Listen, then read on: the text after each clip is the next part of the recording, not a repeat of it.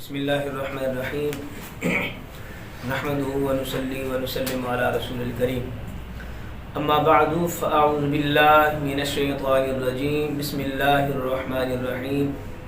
سامعین محترم، آج گھر گھر پریشانی ہے، گھر گھر ٹینشن ہے اور گھر گھر بے سکونی، بے چینی، جس کو بھی دیکھے جناب اپنے گھروں کے معاملات میں پریشان نظر آتا ہے۔ قرآن کریم میں واضح احکامات موجود ہیں کہ گھر خوشحال کیسے بن سکتا ہے، زندگیاں خوشحال کیسے ہو سکتی ہیں اور گھروں میں سکون کیسے میسر آ سکتا ہے۔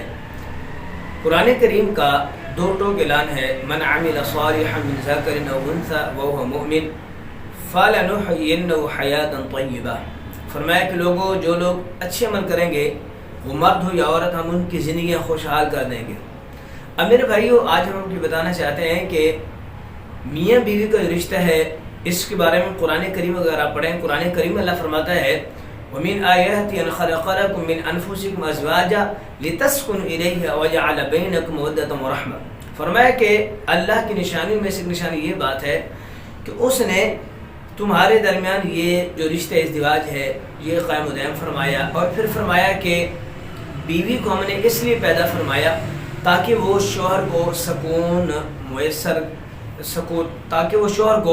سکون دے اور زندگی میں اس کے لیے آسانیاں اور سکون جو ہے وہ پیش کرے۔ میرے بھائیو، آج المیہ یہ ہے کہ آج ہمارے گھروں میں پریشانی کیوں ہوتی ہیں؟ شوہر چاہتا ہے کہ میری بیوی پرفیکٹ ہو، اور بیوی چاہتی ہے کہ میرا شوہر سب تمام خوبیوں کا جامع ہو اور اس میں ہر قسم کی خوبی نظر آتے ہیں۔ تو میرے بھائیو، یہ یاد رکھیے، جو پرفیکٹ ہے وہ صرف اللہ کی ذات ہے، جس میں کسی قسم کا کوئی عیب نہیں، وہ ساری خوبیوں کا جامع، ساری خوبیاں اللہ کی ذات کے لیے ہیں۔ اور اس کے بعد جو فرشتے ہیں یا انبیاء کرام علیہ السلام ہیں، یہ وہ ذاتیں ہیں کہ جو گناہوں سے پاک ہیں، عیبوں سے پاک ہیں، ہر قسم کی کمی کوتاہیوں سے پاک ہیں۔ باقی جو اس کے بعد ہیں، اس کے علاوہ صحابہ کرام علیہ رضوان ہیں، وہ گناہوں سے پاک تو نہیں ہیں مگر وہ محفوظ عن الخطا ضرور ہیں۔ اللہ پاک اپنے محبوب لوگوں کو گناہوں سے محفوظ رکھتا ہے۔ باقی جو ہم عام لوگ ہیں، عام طبقہ ہے، یاد رکھیے ہم میں سے ہر ایک شخص میں ہزارہ کمیاں ہیں، ہزارہ غلطیاں ہیں۔ اگر شوہر اپنی بیویوں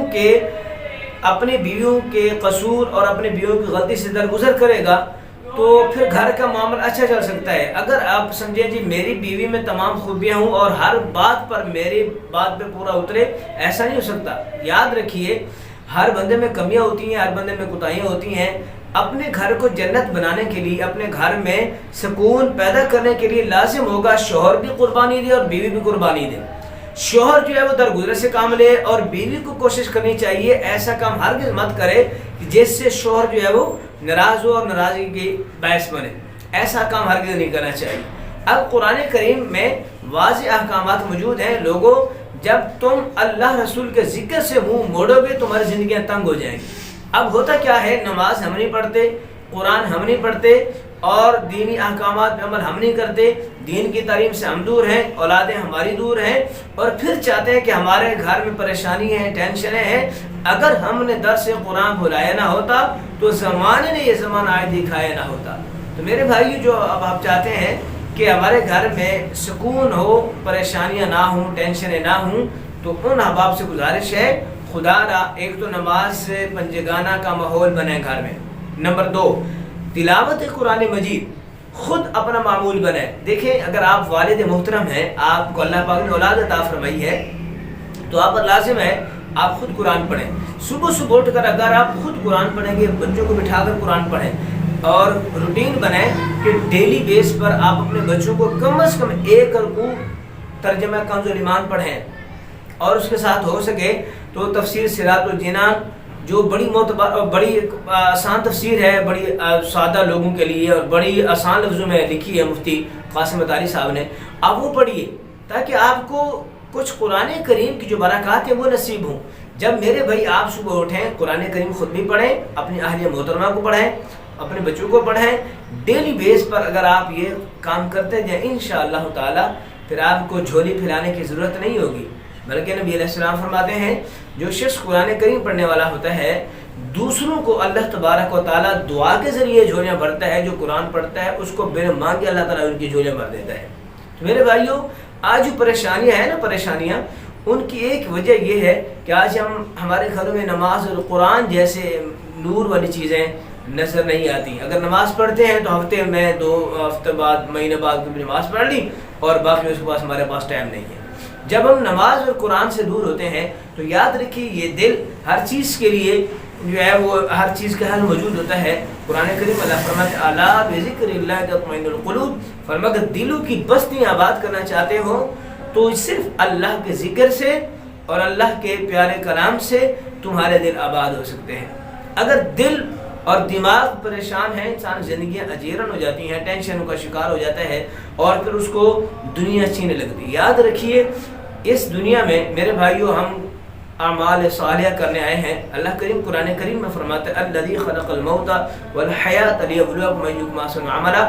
فرمایا وہ ذات کہ جس نے حیات اور موت کو پیدا فرمایا تاکہ وہ دیکھے تم میں سے اچھے عمل کون کر کے آتا ہے. لہٰذا میری احباب سے گزارش ہے خود بھی قرآن کریم پڑھنے کا معمول بنائیے. اب دیکھیے ہم جنازہ پڑھانے جاتے ہیں, یقین کریں میں بارہا جب جنازہ پڑھانے جاتا ہوں میں اکثر کہا کرتا ہوں کہ بھائی ان چیزوں کو رسم ادا مت کیا کریں. ایک تو اپنی موت کی تیاری کریں. لیکن کتنے ہمارے احباب فوت ہو جاتے ہیں, ہماری آنکھوں کے سامنے واقعات ہوتے ہیں مگر پھر بھی ہم نہیں سمجھتے. اب کتنے لوگ ہیں کہ جنہوں نے جناب توبہ کرنی تھی اور اس امید پر گناہ کر رہے تھے کہ انشاءاللہ ہم تھوڑا بڑے ہو جائیں یا مزید ہمارا بڑھاپا آیا جائے تو پھر جو ہے وہ ہم نماز بھی پڑھیں گے قرآن بھی پڑھیں گے. ایسا نہیں میرے بھائی. کتنے ہزارہ نوجوان فوت ہو گئے جوانی کی عمر میں. کیا ان کو بڑھاپا آیا؟ کیا ان کو مہلت دی موت نے؟ نہیں. یہ وقت ہم سب کے ساتھ آ سکتا ہے. ہمیں نہیں معلوم کہ ہم پر کب وقت آ جائے. تو میرے بھائیو آپ سے گزارش ہے نماز پڑھیں گے قرآن پڑھیں گے اللہ رسول کے احکامات عمل کریں گے پھر گھر جنت ہی جنت ہے. ہر شخص کو معلوم ہے. دیکھیں یہ جو آج ہمارے گھروں میں پریشانی ہے نا یہ ہمارے اپنے کرتوتوں کی وجہ سے ہے. ہمارے اپنے کرتوتوں کی وجہ سے ہے. اگر ہم سیدھی لائن پہ آ جائیں, اگر ہم اپنی زندگی کو اچھا کر لیں اللہ رسول کے احکامات کے مطابق کر لیں پھر زندگی بھی آسان, مرنا بھی آسان, قبر بھی آسان, حشر بھی آسان, پھر سارے مراحل جو ہیں وہ زندگی اور آخرت دنیا اور آخرت کے آسان ترین ہو جائیں گے. تو میرے بھائیو آپ سے ہم پھر گزارش کریں گے نماز کی پابندی کریں. اور ایک اور بات بھی لازم سمجھتا ہوں, نماز جو ہے وہ صرف ادا نہیں کرنی, نماز کا طریقہ پراپر طور پہ آنا چاہیے. آپ کو معلوم ہونا چاہیے کہ نماز کے واجبات کیا ہیں, نماز کی شرائط کیا ہیں, نماز کے فرائض کیا ہیں, نماز کے مفسدات کیا ہیں, نماز کے مکروہات کیا ہیں, نماز میں کون سی چیز پڑھنے سے سجدہ سہو لازم ہو جائے گا, کون سی پڑھنے سے سجدہ سہو لازم نہیں ہوتا. یہ جو موٹی موٹی چیزیں ہر شخص پر لازم ہوتی ہیں, یاد رکھنا.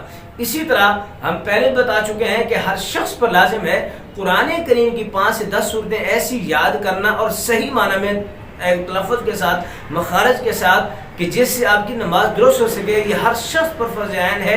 ہر شخص لازم ہے وہ قرآن کریم کی تلاوت سیکھے اور قرآن کریم کو صحیح معنی میں پڑھے تاکہ اس کی نماز درست ہو سکے. اب کتنے لوگ ہیں جو بظاہر نماز پڑھتے ہیں قرآن پڑھتے ہیں مگر ان کی نہ نماز ہوتی ہے اور بلکہ قرآن جو ہے وہ خود نبی علیہ السلام فرماتے ہیں وَرُبَّ قَارِئٍ لِلْقُرْآنِ وَالْقُرْآنُ يَلْعَنُهُ. فرمایا بہت سے قرآن پڑھنے والے ایسے ہیں جن پہ قرآن لعنت کرتا ہے. تو میرے بھائیو آپ حضرات سے گزارش ہے ایک تو نماز پڑھیں, ساتھ ساتھ نماز کے جو طریقہ ہے نماز کو ادا کرنے کا طریقہ وہ آپ کو معلوم ہونا چاہیے. اب ہوتا کیا ہے ہم نماز پڑھتے ہیں, نماز میں ہمیں نہیں معلوم کہ سنت چھوٹنے سے سجدہ سہو لازم نہیں ہوتا. اب کوئی بندے جو ہے وہ صلاۃ چھوٹ گئی ہے تو سجدہ سہو کر رہے ہوتے ہیں.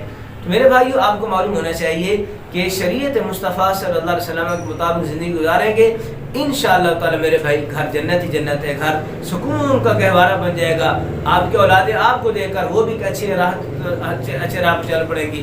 لیکن المیہ یہ ہے جب باپ خود نہ نماز پڑھتا ہے نہ قرآن پڑھتا ہے پھر اولادوں کیسے وہ فورس کر سکتا ہے, کیسے اولادوں کو پابند کر سکتا ہے نماز و قرآن کے حوالے سے.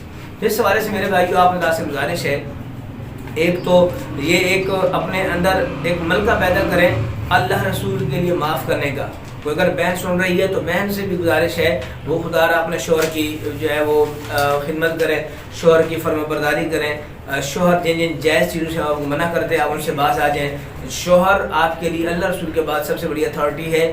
اگر آپ کا شوہر آپ پر راضی ہو اور آپ دنیا سے جائیں، اللہ نہ کرے اللہ سب کو لمبی زندگی عطا فرمائے۔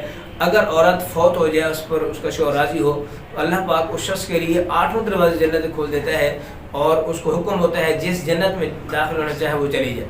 اسی طرح جو ہمارے بھائی حضرات سنتے ہیں، جو ہمارے بڑے ویڈیو سنتے ہیں، ان سے گزارش ہے وہ خود اپنے والدین کی فرما برداری کریں، اور اس کے ساتھ ساتھ اپنی اولادوں کو دیکھیں، اگر آپ اپنی اولاد کے سامنے اپنے والدین کے فرما بردار ہوں گے، والدین کی فرما برداری کریں گے، تو پھر آپ کی اولاد آپ کی فرما برداری کریں گے۔ دیکھیں کہ میرے والد محترم اپنے والد صاحب کی کتنا خدمت کیا کرتے تھے، وہ کبھی اونچا نہیں بولتے تھے، تو آپ کی اولادیں آپ کے ساتھ ایسا کریں گی۔ تو میرے بھائیوں، یہ وہ باتیں ہیں کہ جو ہمیں ہمارے گھر میں سکون کا باعث بن سکتی ہیں، سکون ہمیں دے سکتی ہیں۔